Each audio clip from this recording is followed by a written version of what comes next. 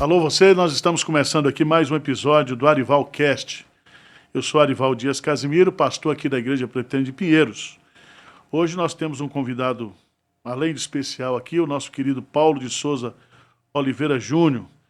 E o nosso tema hoje aqui é Empreendendo com Propósitos. Nós temos bater um papo aqui bem diferenciado sobre esse assunto. Sim. Eu quero rapidamente apresentar o Paulo, dizer a nossa satisfação de tê-lo aqui hoje à tarde. Ele é pastor da Igreja Cristã da Família, com cerca de 50 igrejas aqui no Brasil e Bolívia.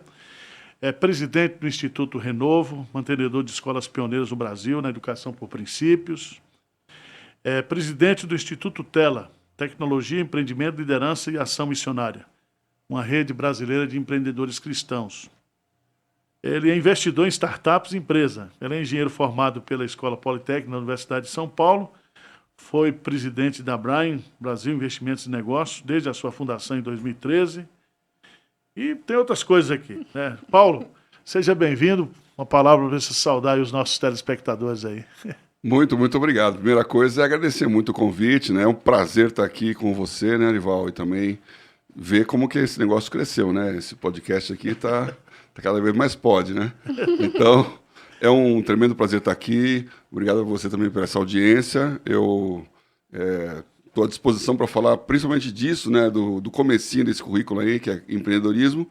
O resto do currículo foi para me levar lá, né? Comecei como engenheiro civil, terminei como executivo financeiro do mercado para entender justamente empreendedorismo e empreendedorismo cristão. Beleza. Nós vamos agora falar um pouquinho sobre os nossos patrocinadores. Você fala, por favor? Eu falo. Vamos lá. Primeiro patrocinador é Previx, empresa de segurança e serviços terceirizados. Eles oferecem diversos serviços, segurança, limpeza, recepção, manutenção geral, que você pode conferir no link aqui da descrição desse vídeo. Em segundo, temos o que, pastor? Aporte Contábil é um escritório de contabilidade e consultoria empresarial. Esse pessoal já atua no mercado há mais de 20 anos, são pessoas sérias que atendem empresas, comércios e prestadoras de serviços. Você está precisando de um escritório de contabilidade de primeira, de confiança, sim, procure aí o pessoal da Aporte Contábil. Também temos Cadu Aranha, ele trabalha com transmissão audiovisual e eles deram um cupom de desconto para os nossos ouvintes, pastor, que é o cupom ArivalCast no curso que eles estão promovendo, que é curso online de áudio. Então, você pode aí treinar a sua equipe da sua igreja para fazer eventos, enfim, eles fazem toda essa parte técnica de transmissão e audiovisual para igrejas, para eventos e tudo mais. É só entrar em contato com eles. E, por último, o One Big Media, desenvolvendo criadores de conteúdo, nossa consultoria de inteligência digital aqui, voltada para o YouTube. Então, eles são ótimos, eles são excelentes, eles trazem toda essa parte tecnológica para nosso trabalho aqui nas redes sociais, sim, né, pastor? Não basta ter recursos para fazer investimento nessa área de mídias sociais. É preciso você ter essa assessoria com pessoas realmente treinadas, especializadas nessa área, né? Sim. Senão você não consegue comunicar, você tem boa intenção, mas não tem a inteligência para trabalhar nessa área. A técnica, né? Isso aí. E aí, se você também quer ser um patrocinador, dar visibilidade para sua empresa através aqui desse podcast, apoiar nosso trabalho, a manter as pessoas que trabalham conosco, é só entrar em contato com a gente. Valeu. Então, vamos começar aqui a nossa entrevista hoje. Eu quero pedir primeiro, Paulo, sempre a gente dá um espaço assim logo no início, para os nossos entrevistados, contar um pouquinho da sua história, né? Aí, de onde você vem, sua conversão, como é que você se tornou pastor também, um pouquinho da história da sua igreja, a Igreja da Família, e também essa questão da educação, que você é bem envolvido nisso aí. Verdade. É uma linha de tempo, né? Como falamos na escola. Então, assim, eu sou Paulo de Souza Oliveira Júnior, né? Então, meu pai, Paulo de Souza Oliveira, a minha família vem de origem batista. Meu pai foi um dos fundadores da Junta de Mocidade Batista, da Convenção Batista Brasileira, chamada JUMOC. E ele era presidente do Congresso de Juventude Batista nos anos 50, quando ele conheceu minha mãe, que era uma congressista.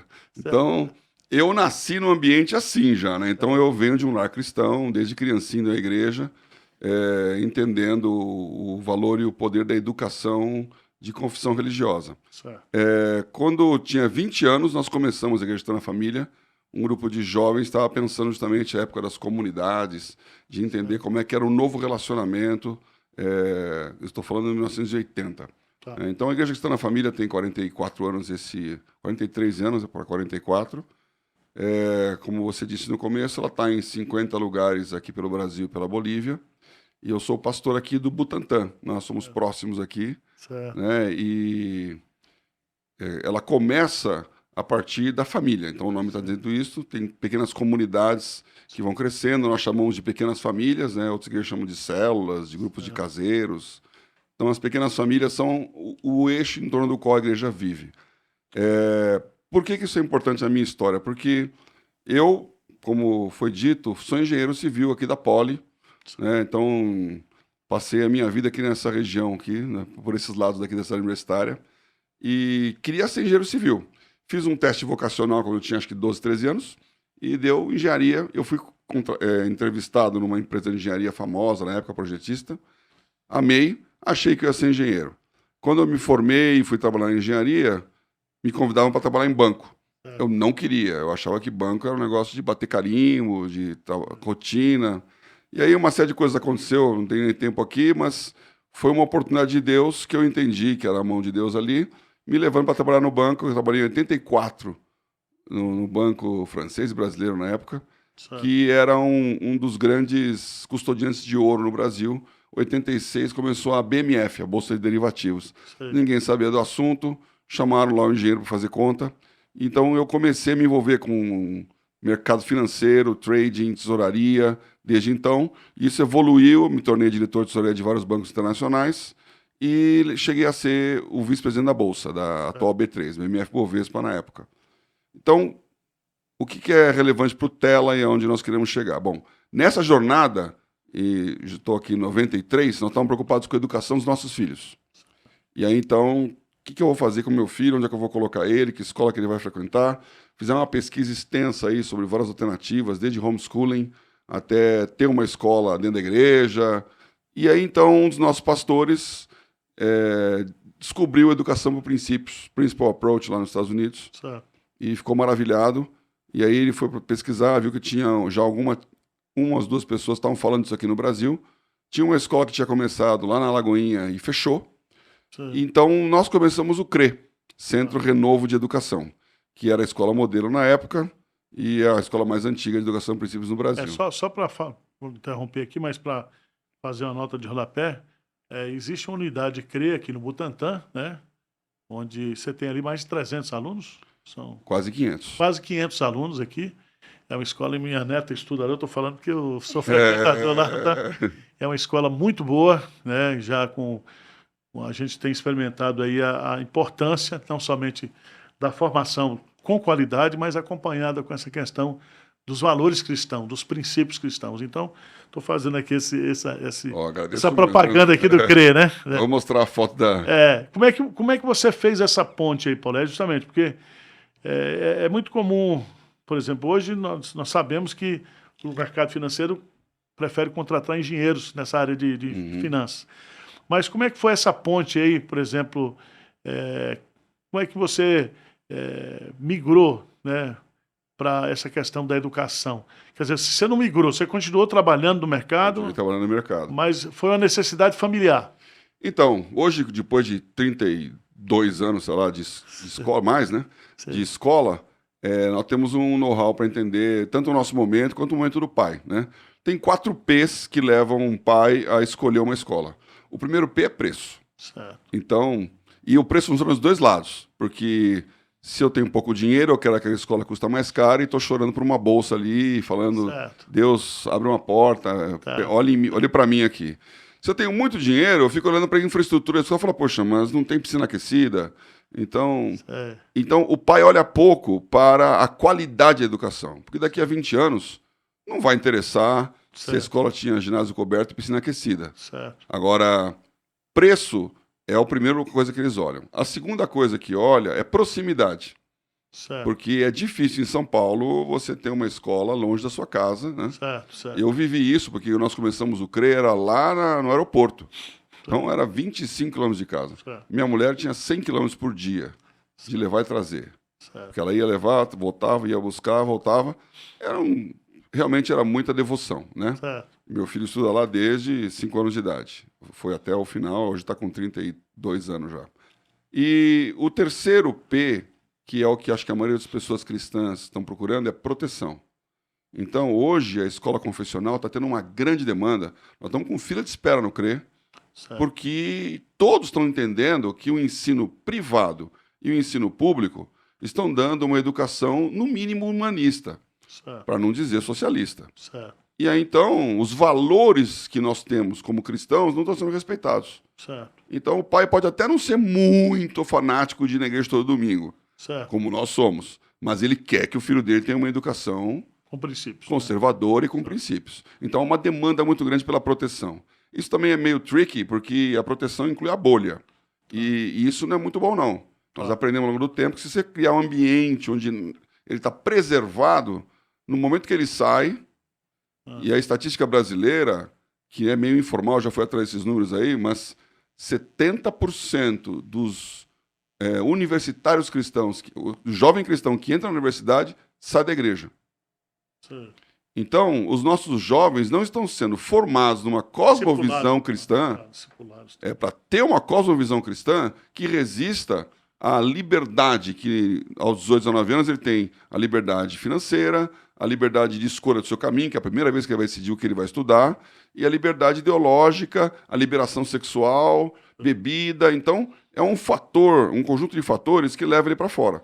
Nós temos, então, que criar uma educação, que isso é um padrão bíblico, que até 13 anos, uma criança que vai fazer, no Israel seria o bar mitzvah, o bat mitzvah, já se considera um adulto, ela tenha condições de dizer o que ela crê, por que ela crê e responder com mansidão aos que perguntam a razão, a esperança da sua fé. Então, a escola tem esse propósito, que é o quarto P, é propósito. Então, hoje nós temos uma escola confessional e estamos, como Instituto Renovo, patrocinando e ajudando igrejas a montar a escola. Então já fica aqui a propaganda para você, institutorenovo.org.br. É a mantenedora da escola. Temos 2 unidades aqui em São Paulo, né? Uma lá em Santo Amaro, outra aqui no Butantã. Mas nós estamos ajudando quem quiser abrir uma escola a abrir a escola. A gente ajuda em todo o processo. Desde o lado do MEC, infraestrutura, papelada, até treinamento da equipe, formação da equipe. E o mais complicado, a administração, a gestão econômico-financeira da escola, porque uma escola com princípios não pode dar prejuízo. Então você tem que criar um negócio sustentável. Então a educação é um ponto principal e eu finalizarei aqui dizendo que para o pastor de uma igreja, isso não é uma questão social, isso é uma questão de sobrevivência. E o Brasil, ele cresceu com o evangelho fortemente dos anos 90 para cá, tirando pessoas adultas da Igreja Católica. Então, 1% de católicos se tornava evangélico ao longo da década de 90. Nós tínhamos aí 10, 15% de evangélicos no final da década de 70, começo dos anos 80.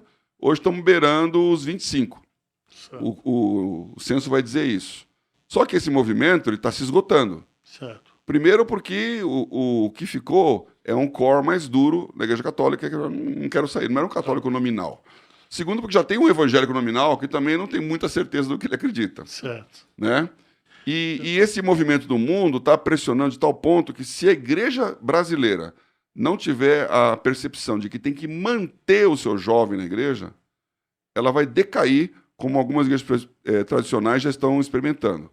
E tem que olhar muito o movimento da Coreia, que é um grande país, explosão de igreja. Hoje o jovem coreano não vai na igreja, elas estão diminuindo. Então nós temos no Brasil uma oportunidade única de investir em educação, e aí voltamos para o Calvino. Uma igreja, uma escola. Isso aí é questão fundamental, e eu gastei o tempinho aqui, porque isso não é para o Instituto Renovo, isso não é para o CRE, isso é ajuda para o reino. Você precisa pensar, primeiro, em colocar o seu filho numa escola confessional. Segundo, se você é um pastor ou um líder, ter uma escola confessional na estrutura da sua igreja. A ideia sua, então, é que o nosso foco, o foco missionário prioritário das igrejas hoje deveria ser a nova geração, as novas gerações, investir nessa questão das crianças, adolescentes, né? Perfeito. E o Tela, ele junta com isso, porque a criança e adolescente é a época em que você tem a sua formação de fé. Então você tem uma experiência espiritual com Deus, você tem a sua fé separando, e muitas igrejas erram nisso, elas colocam as crianças num ambiente qualquer, entretendo, enquanto os adultos estão tendo a coisa séria que é o culto. E aí mistura conto de fadas com Jesus. Então tem Branca de Neve, Coelhinho da Páscoa, Papai Noel e Jesus. Aí essa criança, quando ela começa a virar adolescente, ela vai achar que é tudo a mesma coisa. Então, assim como Papai Noel não é verdade, não existe, será que Jesus realmente fez os milagres? Será que ele morreu e ressuscitou? Então, só para uma questão mais didática aqui, nós saímos da escola agora e vamos para o Tela. Deixa eu falar isso aqui para você, que eu tive o privilégio de participar de uma reunião, né? Explica para a gente, né? O que é o Tela. A gente usa o termo aí, né? Mas é um grupo de irmãos que se reuniram, não somente para a questão da divulgação da visão do empreendedorismo missionário, mas também para orientar a igreja nessa área. Isso. Explica para a gente aí o que é o Tela. Diga para a gente. Nós vamos soltar aqui, tem toda a parte de contato que a gente publica. Ah, legal. Né? Tá. Excelente. Tá. Então, o Tela é a continuação dessa história, porque quando esse jovem que teve essa cosmovisão cristã vai para o mercado de trabalho, geralmente ele está pensando em ser um assalariado ou ser um funcionário público. Certo. Eu lembro que na minha época de engenharia, o sonho dourado era trabalhar na Petrobras. Depois é Banco do Brasil. O médico que forma quer ter um emprego na prefeitura. Então todo mundo pensa numa estabilidade no negócio que ganha um dinheiro sem trabalhar. E para muito crente isso é bênção, né? Ter um salário grande sem fazendo nada é um dom de Deus, é um presente do céu. Então, e a palavra trabalho na Bíblia, avodá, é a mesma palavra para adoração. Então, você trabalhar é você adorar a Deus. Então nós temos que criar, e essa é a mentalidade do Tela, levantar uma nova geração que entenda o empreendedorismo como a vocação que Deus deu para ele. Certo. E a nossa tese, né, eu tenho uma frase que eu falo em todo lugar, para estar no lugar certo, na hora certa, é preciso chegar antes. E se você está chegando antes, quer dizer que no mínimo não é a hora certa, é o timing. Esse é o grande problema de muito empreendedor, porque você tem uma boa ideia, você monta um negócio, só que não era a hora certa. Em 1970, na década de 70, os Estados Unidos fez a aproximação com a China. O Nixon fez a viagem histórica e tal. China é o país do futuro, já estava beirando 1 bilhão de habitantes e tal.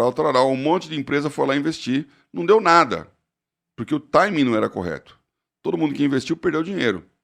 Ah, tem aqui 1 bilhão de chineses que andam a pé ou de bicicleta. Vamos vender carro para esse povo. Ninguém comprava carro porque ninguém tinha dinheiro. Certo. Agora, 10 anos depois, era a hora certa e quem estava na China explodiu de ganhar dinheiro, como até hoje ela é um grande e importante parceiro. Então, o que esse empreendedor tem que pensar, o jovem? O que é o negócio que eu posso fazer?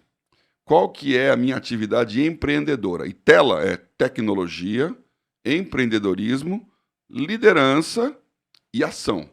Tá. E isso é uma sequência, porque a tecnologia é a grande vantagem de fazer o que os americanos chamam de leapfrog, que é o salto da rã, que é exatamente a China. Ela saiu de um país que era nada para um país que é a fronteira do mundo em 2, 3 décadas. Certo. É o salto da tecnologia. Então você vai hoje, eu visitei muito a China, porque quando eu estava na Bolsa, eu abri o escritório de Xangai da Bolsa lá. Conversei com muitas vezes com o povo da China, em várias cidades. São cidades cogumelo, não tinha nada. De repente você tem 200 mil pessoas numa cidade totalmente moderna. Muito mais moderna do que as cidades americanas. Certo. Você tem 1,5 bilhão de chineses, tem 350 milhões de chineses, tem um padrão de vida equivalente ao dos Estados Unidos. Eles têm carro importado, eles vão em shopping, eles viajam pelo mundo inteiro, eles usam roupa de grife, porque eles têm esse poder afluente. E o que o Brasil pode ser? O Brasil pode ser não a China do futuro, o Brasil pode ser os Estados Unidos de 150 anos atrás. E o que motivou o grande crescimento da América foi o evangelho e a tecnologia. Então, e aí o Mackenzie é um grande case disso, né? A escola presbiteriana aqui, há 170 anos o Mackenzie, né? Então, justamente nessa época que saiu nos Estados Unidos a história do Dom Pedro II. Pouca gente sabe disso, mas o Dom Pedro II foi para os Estados Unidos na época do Abraham Lincoln. Sim. E o Brasil de Dom Pedro era maior no PIB do que os Estados Unidos de Abraham Lincoln, que era um país agrícola, lá e aqui. Tanto é que os que perderam a Guerra da Secessão fundaram a Americana aqui, né? O General Lee, até a cantora a Rita Lee, é descendente do General Lee americano. Sim. Então, O que aconteceu lá? Um plantador de milho americano que ganha dinheiro só vendendo milho, de repente ele pensa, eu vou industrializar isso, fazer um produto e ganhar dinheiro multiplicadamente. Certo. Tecnologia. Aí ele cria o Cornflakes, e o nome dele é Kellogg's, e todo mundo hoje come o cereal da Kellogg's. E o que ele faz? Ele cria uma fundação, ele investe em missões e ele divulga os valores de democracia e de liberalismo econômico no mundo inteiro. Certo. É a mesma história do Colgate, que é um jovenzinho, começa do zero, trabalha na fábrica de sabão, vira dono daquela coisa, e esse crescimento esplendoroso faz com que ele pense em retribuir. Certo. Então, o Tela, ele tem esse desígnio. O Brasil hoje tem a oportunidade de levantar a maior geração empreendedora do mundo cristã, porque nós somos o segundo maior país cristão do mundo. Certo. Se você tirar os Estados Unidos com praticamente 300 milhões de cristãos, 70% da população americana declara Jesus Cristo como seu salvador pessoal.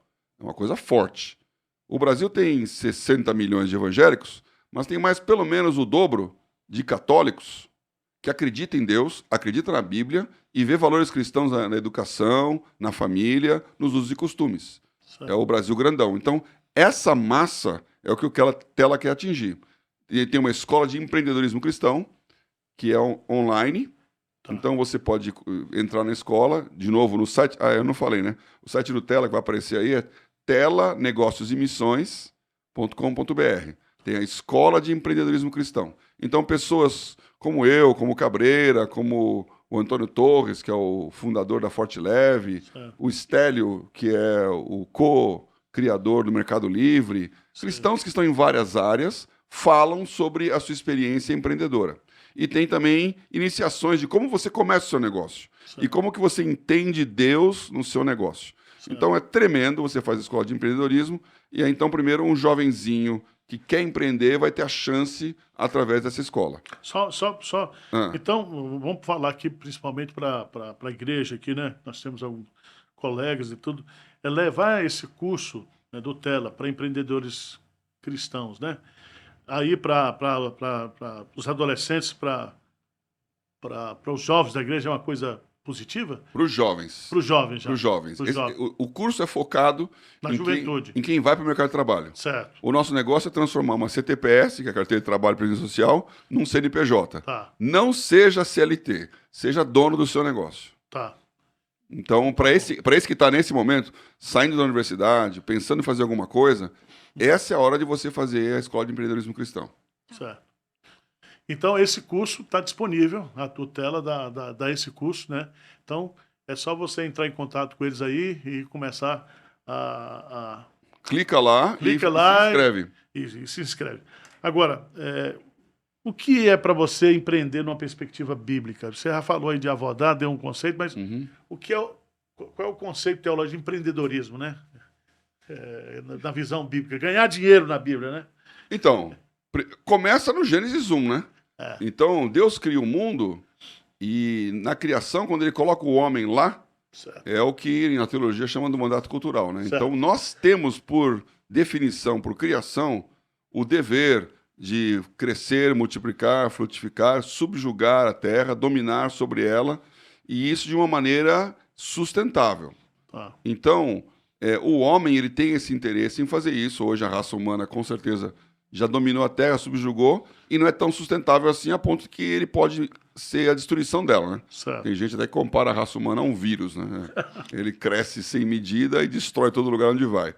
Então, o cristianismo, ele tem essa ênfase na prosperidade, no crescimento, na multiplicação para o bem.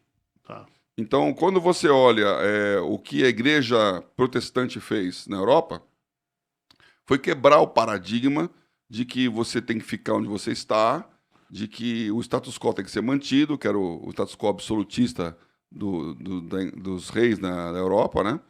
E de que trabalhar e prosperar não é de Deus. Certo. E usura, essas coisas também não é de Deus. Certo. Então, é uma história comprida, não nem entrar aqui, mas foram aí que os judeus enriqueceram, porque eles faziam o trabalho sujo que os católicos não queriam fazer de mexer com dinheiro, né?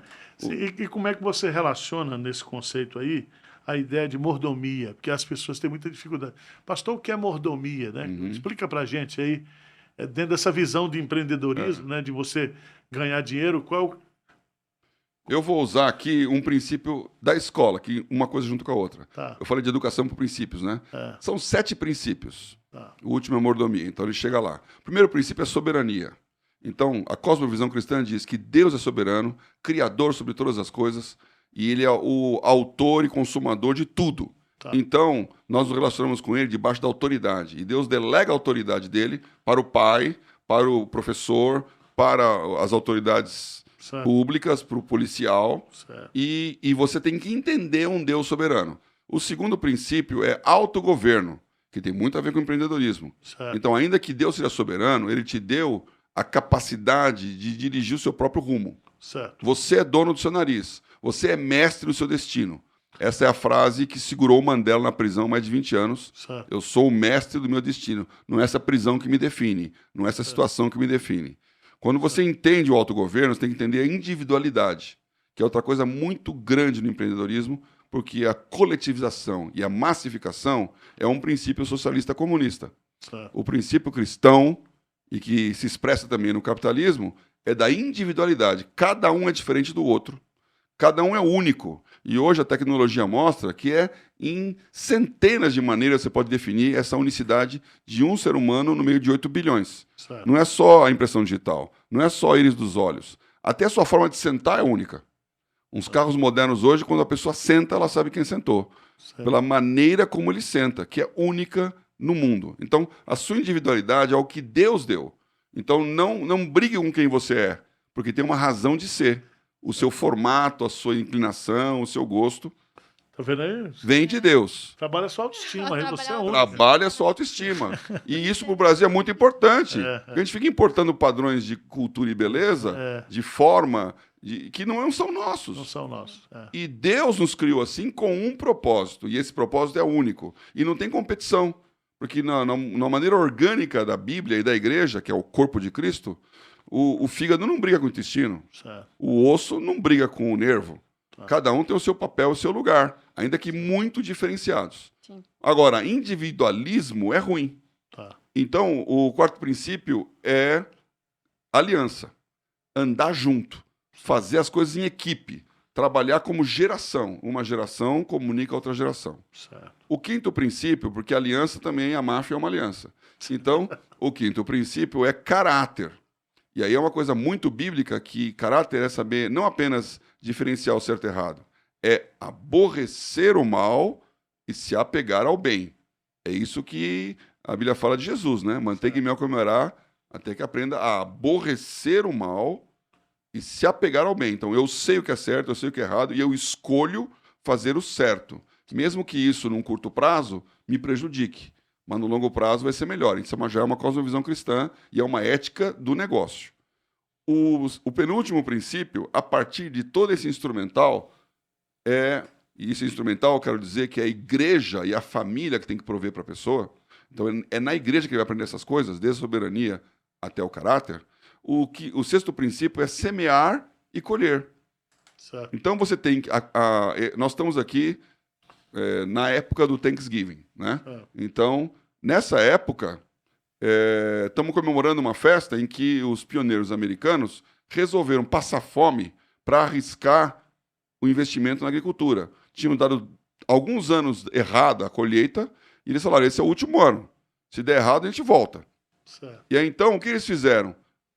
A semente que você não come, você joga na terra e ela vai multiplicar 100 para 1. Certo. Então, poupar é adiar consumo. Isso é educação financeira. Então a gente aprende que é bem melhor você ficar 10 meses guardando e comprar à vista do que ganhar à vista agora e ficar 2 anos pagando juro. Certo. Então, poupa para depois consumir. E na hora que essa riqueza cresceu, aí vem a mordomia. A mordomia significa o seguinte, a gente tem no Brasil essa ideia que mordomo é um cara de libré lá, segurando uma bandeja, milord, né? Então, mordomia é gerenciamento, é stewardship, é gestão. Então, você é um gerente daquilo que você possui. Então, ela não é sua, essa riqueza. O que você tem não te pertence, pertence a Deus que colocou na tua mão. e você um dia vai prestar contra essa mordomia. Portanto, você tem que manter o planeta viável para a próxima geração, você tem que pegar o seu dinheiro e saber por que a causa pela qual ele te fez. Então, o Tela ele fecha o A com ação, porque é assim, eu aprendo os princípios que me fazem prosperar. Liberdade econômica. Acho que o Cabreira teve aqui, ele pode falar muito bem sobre liberdade econômica. Né? O Cabreira é o vice-presidente do Tela, né? Então só por isso estou citando ele aqui. Eu aprendo que eu posso usar as ferramentas de prosperidade com a tecnologia. E hoje nós vivemos uma tremenda oportunidade tecnológica de que uma pessoa em qualquer lugar tenha uma empresa que seja global. O home office já derrubou a última barreira que tinha para você pensar que você pode trabalhar aqui para um negócio que em tecnologia está em qualquer lugar do mundo, como esse próprio aplicativo aqui. Eu não sei onde você está me ouvindo, mas com certeza você não está no auditório da igreja em que eu poderia estar falando aqui. Você está em qualquer lugar do mundo, assim como o seu negócio também pode estar. E com essa capacidade de produzir riqueza, eu tenho que entender propósito. Então, Deus não tem o objetivo de me fazer rico. Eu me torno próspero naquilo que eu tenho e sou, e vamos entender prosperidade de várias maneiras, né? Não é só riqueza financeira. Deus me faz prosperar para um propósito do reino. Então, o empreendedor ele tem que entender essa mordomia. E quando ele entende, ele sabe que ele vai doar, que ele vai investir, que ele vai renovar o ciclo em outros e que ele vai dar a fundo perdido alguém que merece receber aquele dinheiro dele. Eu me fiz essa pergunta há muitos anos atrás, é uma pergunta intrigante. Quem merece receber o seu dinheiro grátis? Aí você vai começar a ver quais são as instituições que têm a sustentabilidade e o resultado para fazer isso. Nós tivemos aqui recentemente com o Matheus Ortega, ele deu uma aula para a gente aqui sobre a economia do reino, né? Ele falou sobre isso, falando dos 4 princípios que ele defende lá. Mas, Paulo, uma coisa que... Eu não posso nem falar muito do Matheus, porque o Matheus é meu pupilo, né? Não sei se você sabe disso aí, ele é sobrinho. Então, excelente. O fim principal, o propósito final, além de fazer as pessoas prósperas, há um foco também missionário nessa questão do Tela, que você colocou aí.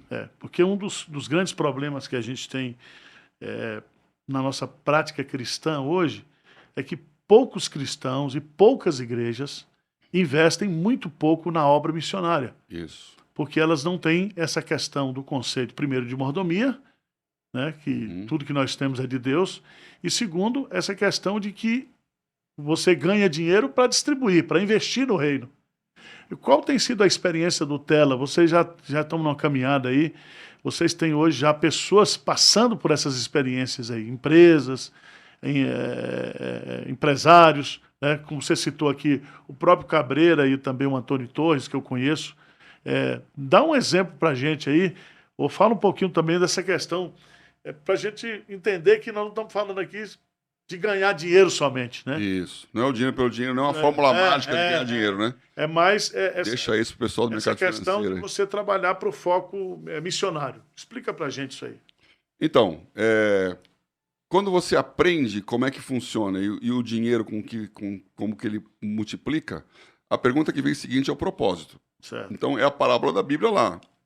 Grande colheita, super safra, muito dinheiro. Aí a pergunta é, que farei?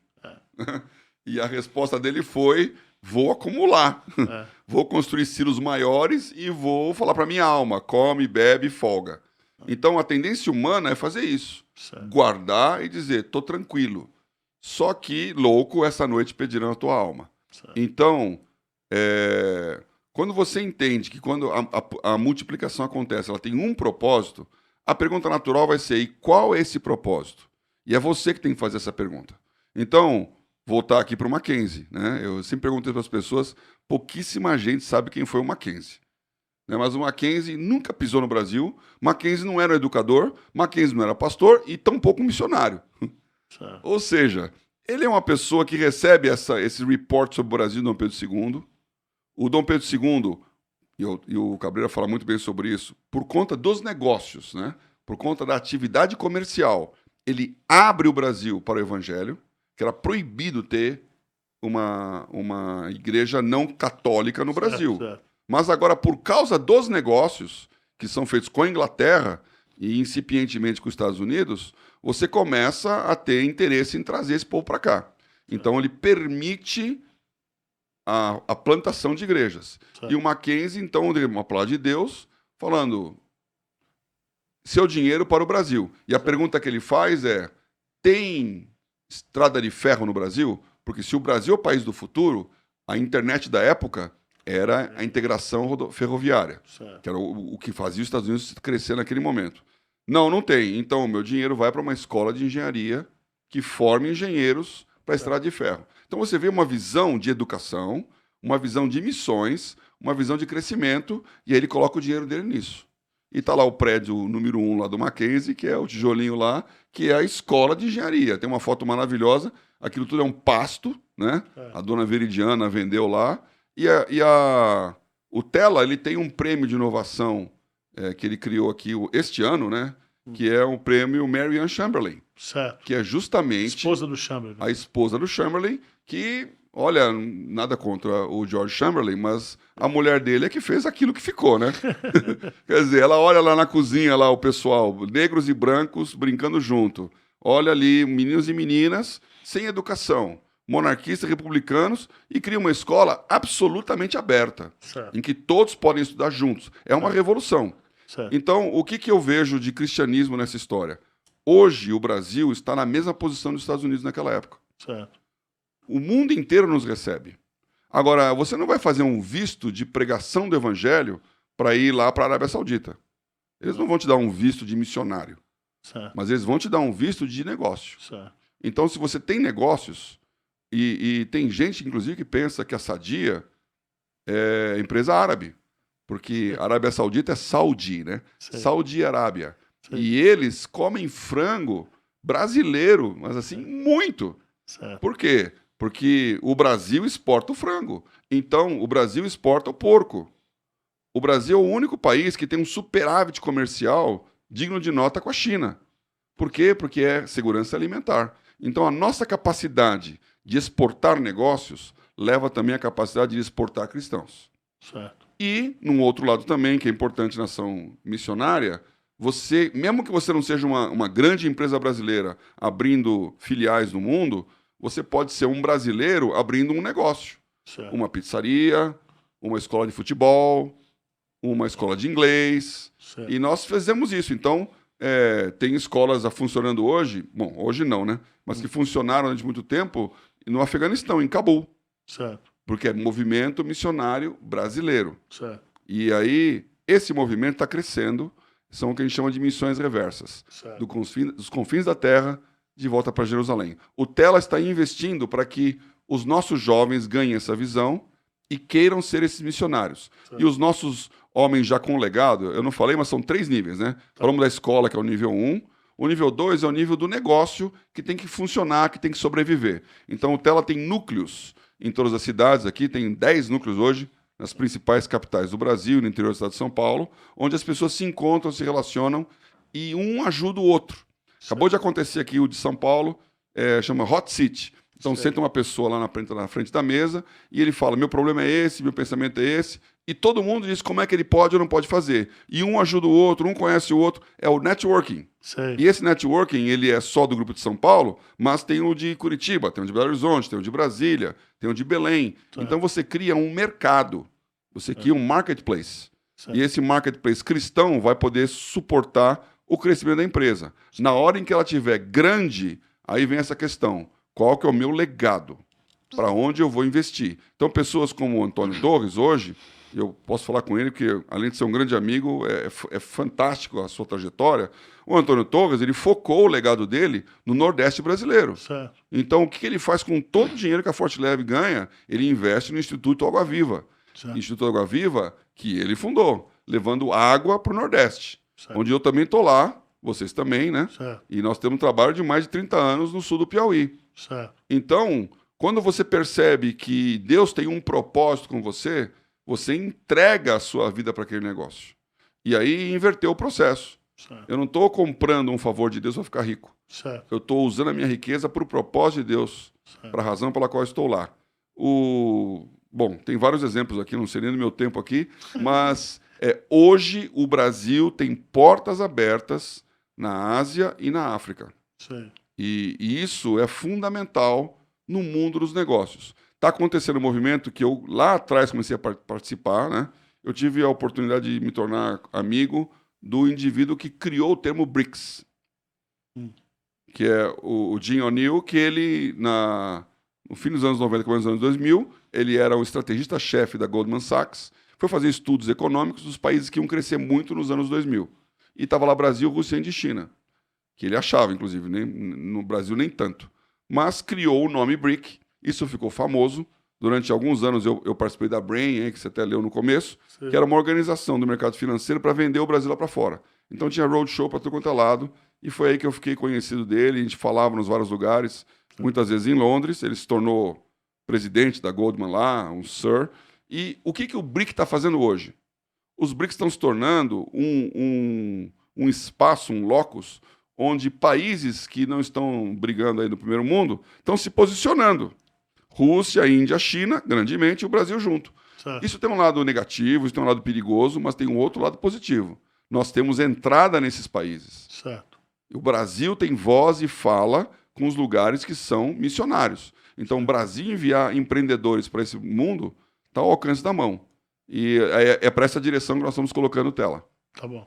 Sim, eu li um livro chamado Chamados para Criar, do Jordan Raynor, que eu acho que foi um dos primeiros contatos que eu tive mais assim com essa questão do empreendedorismo missionário, né? Vamos dizer assim. E foi um livro que abriu minha mente. Até deixo indicação aí para você de casa, se você quiser se aprofundar sobre esse assunto. É um livro super fácil. E assim como o Paulo tá dando vários exemplos aqui pra gente, no livro também Jordan Raynor traz alguns exemplos de pessoas que ele teve contato e tudo mais. E foi muito legal, assim. E eu acho que o ponto mais importante que eu entendi é a questão do empreendedorismo no seu propósito final, né? Que é o propósito final não de enriquecer para você mesmo, mas sim de servir as pessoas, de ter algo para você oferecer que vai melhorar a vida delas, que vai satisfazer alguma questão, alguma coisa que elas precisam. E principalmente essa questão também da cultura organizacional, né?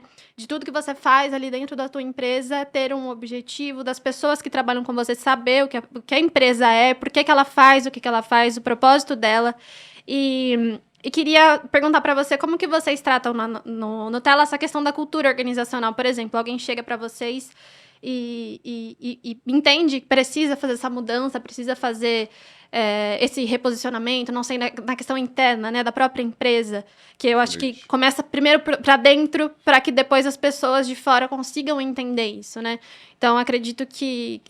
eu não sei, Paulo, a pergunta para você... Pode falar. Não, tudo bem. Você entendeu a pergunta? Entendi. Acho que é excelente a pergunta dela. Deixa eu só falar uma coisa aqui, olha. Existe uma grande diferença entre uma empresa e uma igreja. Sim. Porque a empresa é uma organização. E a igreja é um organismo. O organismo é vivo. Então, assim como o corpo humano, você não estrutura o seu crescimento. Você apenas o alimenta. Mas os ossos crescem junto com o resto do corpo. A sua infraestrutura acompanha o seu desenvolvimento. Certo. E você vai crescendo como um corpo sadio. Pode não ser sadio, aí tem outras histórias. Certo. A empresa não. A empresa ela é rígida. Então, quando ela tem fases. E assim como uma criança só pensa em crescer, tem um momento em que o empreendedor tem que pensar em crescer. Certo. Ele não vai pensar que ele vai alimentar o mundo. Ele tem que pensar como é que eu vou comer amanhã. Então, ele tem que fazer o negócio dele sustentável. Nas startups, a gente chama isso de runway, que é a pista de decolagem. Qual é o seu runway? Quantos meses você precisa para atingir um break-even? Então, o seu começo de negócio é muito voltado para dentro. O que eu faço para sobreviver? O que eu faço para poder vender? O que eu faço para atingir o meu público com o meu conceito? Na hora em que você atinge esse momento, você ampliou a sua estrutura, aí a empresa começa a pensar em administração, em finanças, os órgãos internos são centro de custo, na verdade, mas que são os que garantem que ela comece a crescer. Ela tem que pensar em cultura. Ela tem que pensar o que eu estou imprimindo nos meus funcionários e colaboradores para que eles entendam a razão de estar aqui. E cada vez mais as empresas vão emprestando do organismo os valores para a organização. Então ela olha para a igreja, hoje os nomes são os mesmos. Então, cada vez mais as empresas estão se tornando, nos conceitos, parecidas com as igrejas. Eles falam de evangelização. Então não é mais venda, é evangelista. O Google tem evangelistas. Por quê? Porque o cara tem tanta confiança no que ele está falando que ele não está vendendo produto, ele está vendendo uma causa. Né? Então, você fala sobre família. A empresa tem que ser uma grande família. Aqui não é aquele negócio assim, aqui é trabalho. Os problemas familiares ficam em casa. Isso é super antigo para o RH. A pessoa é integral. Então, ela tem que pensar no todo. A empresa tem que pensar que se ela não cuida bem da saúde mental... Eu acabei de vir no exemplo da Vila Olímpia falando de saúde mental no mundo dos negócios. Então, você precisa pensar na sua saúde para poder frutificar. Então, essa cultura... Eu estou falando de gente que não tem nenhum compromisso com o Evangelho e com a Bíblia. Eles estão só entendendo que a sustentabilidade é aquilo que faz com que a empresa se mantenha e seja rentável no longo prazo. E aí vem os princípios que eu participei muito lá na Bolsa disso, que é o famoso ESG. Né?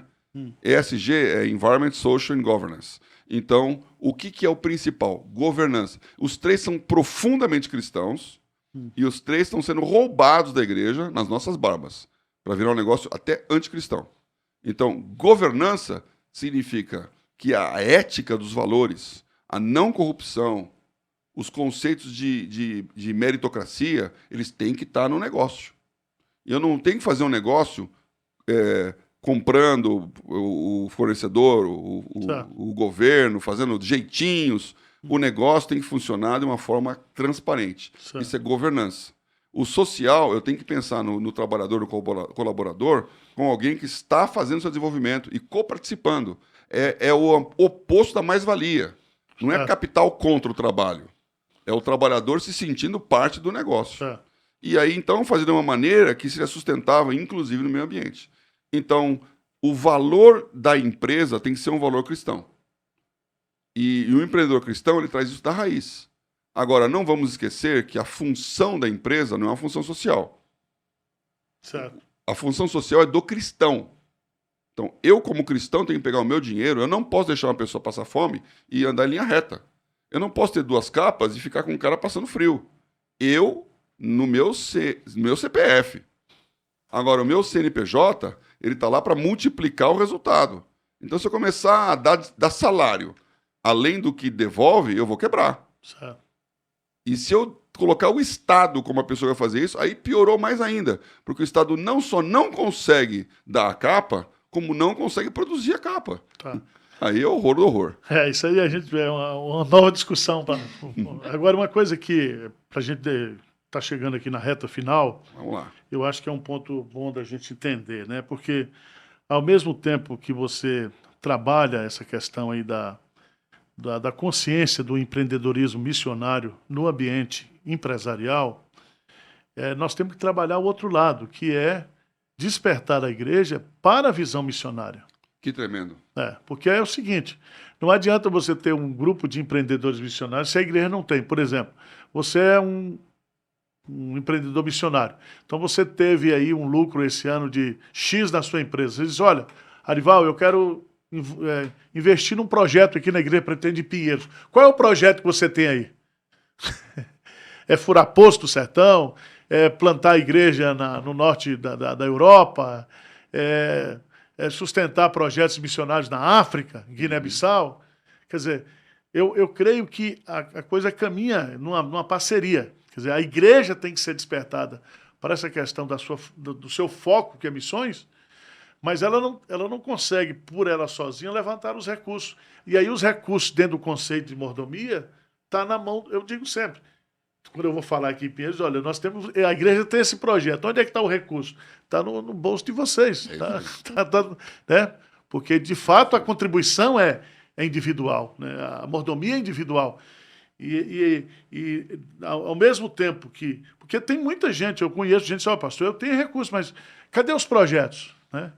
Como é que eu vou investir num projeto sério? E você sabe que a cabeça do empreendedor, ele não quer investir num negócio que dá errado, que não tem retorno. Ou que não é transparente, Não é transparente, que não presta relatório, né? Que não tem... Como é que você vê isso aí? Porque você está nas duas... dois pés, né? Então, por exemplo, você tem uma escola que ao mesmo tempo tem missão, né? E você, por exemplo, você tem que falar, gente, vamos... Para você chegar lá na sua igreja e dizer assim para os irmãos, não, vamos... a escola está precisando aqui de uma ajuda para construir uma quadra coberta. Então, nós, como igreja, não é um negócio, mas nós podemos levantar aqui R$100.000 para ajudar. Como é que você faz esse meio de campo aí? Olha, excelente pergunta, viu? Porque a primeira coisa que a gente descobriu, de novo, nessa função do corpo, que é uma imagem que eu acompanho sempre, eu não estou brigando com ninguém. Eu estou aliado com todo mundo. Certo. Então, o que a gente fez com o Tela? Vamos conversar com todo mundo que está falando de empreendedorismo? Certo. E vamos juntar todo mundo num lugar só? A gente acabou de ter uma reunião do GKPN lá em Curitiba. Né? Aliás, o Cabreira foi um dos proletores. E aí, então, fizemos um almoço lá no intervalo. Deu 100 pessoas de 20 organizações de empreendedorismo cristão. Certo. Desde igrejas, tem a sua própria lá, como a própria PIB de Curitiba, tem lá o Kingdom, o Marketplace, o C2B, várias igrejas têm as suas. Mas, e também como tremendas ações de empreendedorismo, como, por exemplo, Corajosamente Éticos, que é uma coisa que começou com o Markerson, que é o dono da Cargolift. Ele tem uma visão de ética nos seus negócios. E tem uma cartilha de ética cristã para colocar para as empresas. Então, junta todo esse povo aqui e nós fizemos uma pergunta: qual que é o maior problema desse empresário aí? E ali tinha mais ou menos umas 100 mil empreendedores embaixo das várias organizações, pensar, todo mundo está envolvido ali, né? O número 1 foi: meu pastor não me entende. Então, o empreendedor, ele sente que o pastor olha para ele como um cifrão. E ele sente que quando ele vai pedir um conselho e uma ajuda, o pastor não tem... Ele se sente intimidado, porque ele é um empreendedor com dinheiro. O que eu vou falar para um cara desse? Eu só sei a Bíblia. Então, a igreja tem que se posicionar. Ela tem que pastorear empreendedores. E pastorear é dizer com todas as letras: você vai ganhar, e quando você ganhar, eu falo isso na minha igreja lá, piso e teto. Então, a maioria das igrejas e das pessoas estão preocupadas com o piso. E a gente ora para Deus assim: Senhor, eu não quero muito. Eu só quero ter uma casa, só quero ter um carro. Não estou pedindo muito, me ajuda aqui com um pouquinho. Como se Deus estivesse segurando o dinheiro por um objetivo maior. Então, quando eu resolvo que o piso é a minha dignidade, e que fui jovem, eu sou velho, e nunca vi um justo mendigar o pão, quando eu entendo a ação social... Quando a Bíblia fala, isso é um assunto só para um podcast, né? Quando a Bíblia fala que olhar para os lírios do campo, olha para os passarinhos, que não semeiam nem cegam, ele está dizendo: a sua comida, a sua bebida, o seu teto, a sua comida, sua vestimenta, está garantido. As necessidades estão garantidas. Estão garantidas por Deus, e você não merece, você não fez por merecer. Então, como é que é isso?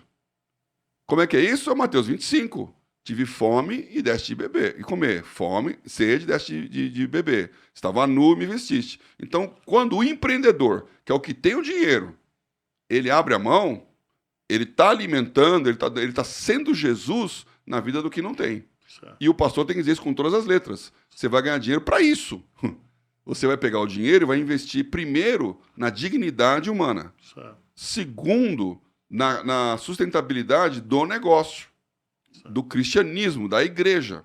Então, a igreja precisa entender que ela não tem que pedir dinheiro para poder melhorar a si mesma. Ela tem que pedir dinheiro para cumprir a missão. Eu estou muito à vontade de fazer isso porque você é um exemplo para mim. Eu recebo as suas mensagens, né?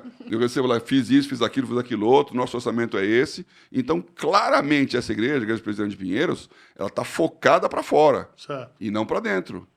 E isso, para mim, é fundamental.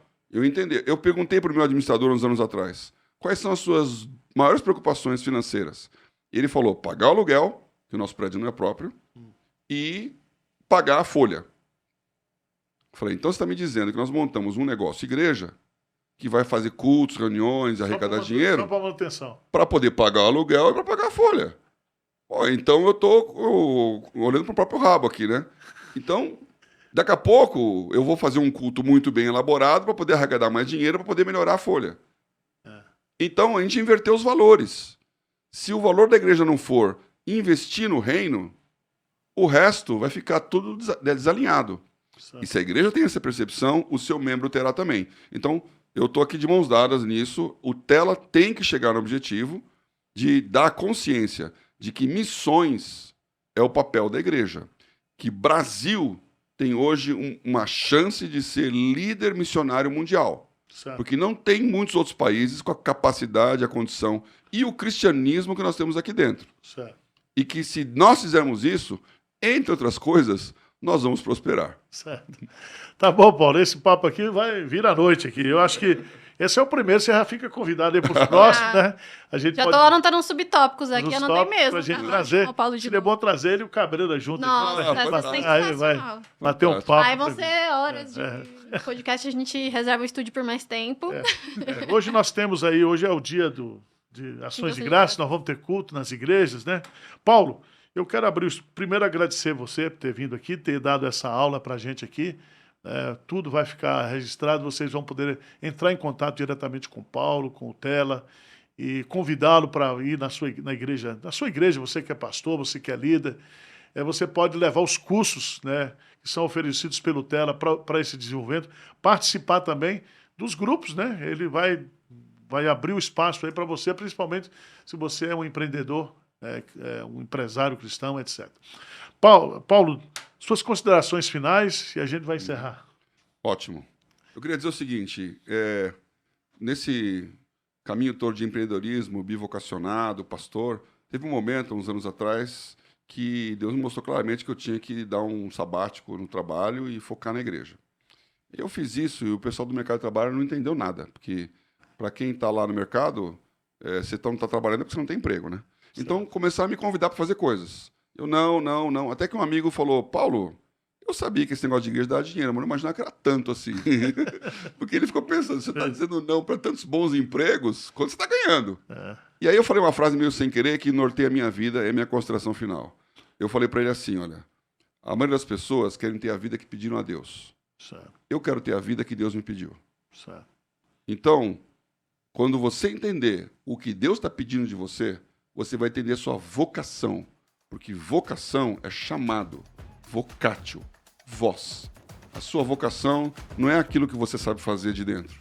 A sua vocação é uma voz que você ouve, mandando você fazer alguma coisa. Eu espero que você encontre a sua vocação e tenha a vida que Deus pediu de você. Beleza. Muito obrigado você. Aguardamos você no próximo podcast, Arivalcast aqui. O pior podcast das redes sociais brasileiras. Mas sempre com as melhores pessoas, né, pastor? Tá bom. Um grande abraço. Deus te abençoe.